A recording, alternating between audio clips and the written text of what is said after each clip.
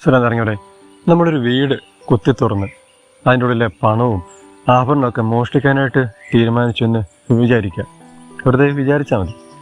നമുക്ക് ഈ ഒരു വീടിനുള്ളിലെ പണത്തിലേക്ക് എത്താനായിട്ട് രണ്ട് തടസ്സമുണ്ട്.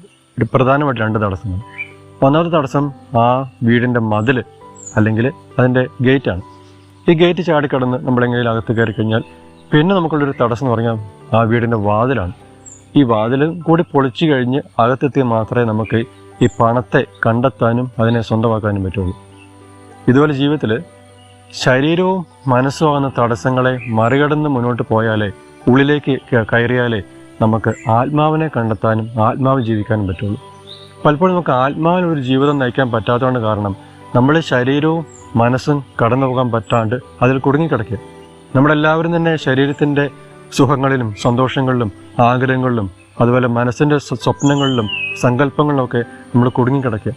ഇത് മറികടന്ന് ഇത് ഉപേക്ഷിച്ച് മുന്നോട്ട് കടന്നു ചെല്ലാതെ നമുക്കൊരിക്കലും ആത്മാവിനെത്താനോ ആത്മാവിനെ കണ്ടെത്താനോ ആത്മാവിൽ ജീവിക്കുന്നവരായിട്ട് മാറാനോ പറ്റില്ല. നമ്മുടെ സ്നേഹം നിറഞ്ഞവരെ, ശരീരത്തിൻ്റെ മനസ്സിൻ്റെ സുഖങ്ങളെ സന്തോഷങ്ങളെ മറികടന്ന് ഉപേക്ഷിച്ച് അകത്തേക്ക് കയറി ഉള്ളിൽ ആത്മാവിനെ കണ്ടെത്തി ആത്മാവിൽ ജീവിക്കുന്നവരായിട്ട് മാറാനായിട്ട് നമുക്ക് പരിശ്രമിക്കാം.